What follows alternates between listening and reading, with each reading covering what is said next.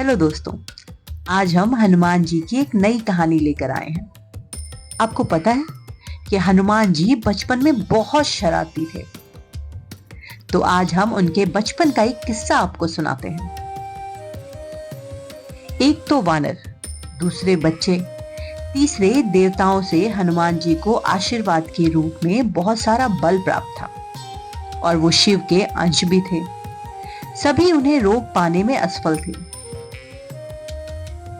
वो ऋषियों को छेड़ा करते थे। कभी उनके आसन पेड़ पर टांग देते, तो कभी कमंडल का जल गिरा देते, तो कभी गोद में बैठकर खेलते खेलते उनकी दाढ़ी नोचकर भाग जाते। सभी विवश थे। हनुमान जी की विशेष शक्तियों तथा देवताओं के दिए हुए वरदान के बारे में सभी ऋषियों को पता था। इसीलिए कोई हनुमान को कुछ नहीं कह पाता था। पर हनुमान का साहस दिन प्रतिदिन बढ़ता ही जा रहा था।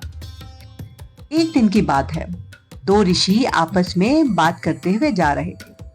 हनुमान जी को शरारत सूझी। एक बड़ा सा वृक्ष उखाड़ कर उनके सामने फेंक दिया।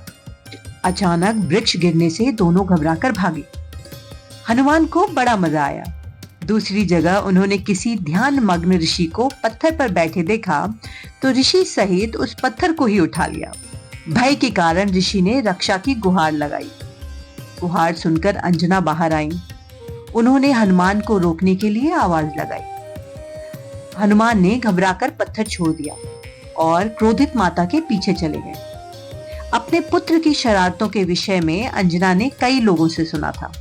आज अंजना ने स्वयं अपनी आंखों से हनुमान की शरारत देखकर उन्हें सजा देने का निश्चय किया। तो हनुमान ने बड़े ही भोलेपन से पूछा, क्या हुआ माताश्री? क्या मुझसे कोई भूल हो गई है? माता ने गुस्से में बोला, भूल? अभी बताती हूँ। आज से तुम बाहर नहीं जाओगे।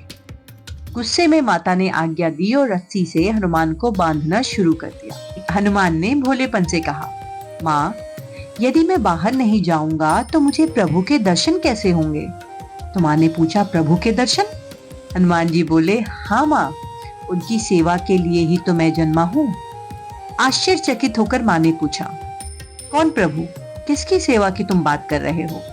तुम तो स्वयं महादेव के आशीर्वाद हो। इंद्रदेव तथा अन्य देवों ने आकर स्वयं तुम्हें आशीर्वाद दिया है। मैं तुम्हारी माँ हूँ। फिर भी मैं यह नहीं जानती कि तुम कौन हो और किसकी सेवा के लिए तुम्हारा जन्म हुआ है।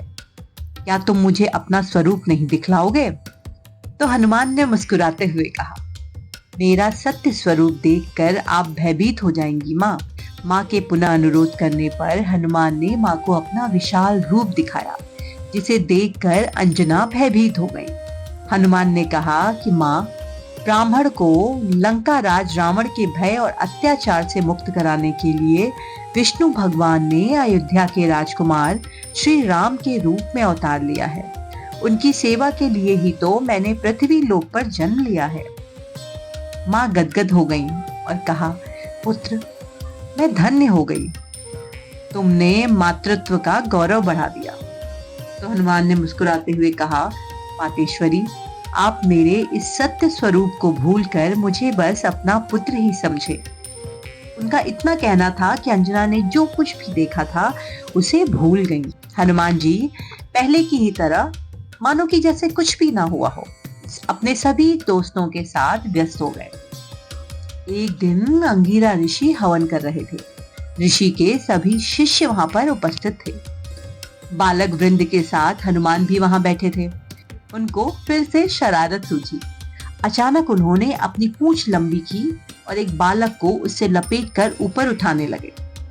हलचल हुई और उपस्थित हुए बच्चे हंसने लगे। अंगीरा ऋषि ने अपनी आंखें खोली और ये सब देखकर क्रोधित हो हनुमान को श्राप दे दिया। और वो गुस्से में बोले, हनुमान, अपनी जिस शक्ति और सामर्थ्य का तुम दुरुपयोग कर रहे हो उसे तुम भूल जाओगे। जब तक तुम्हें याद नहीं कराया जाएगा तुम उसे भूले रहोगे। यह मेरा श्राप है।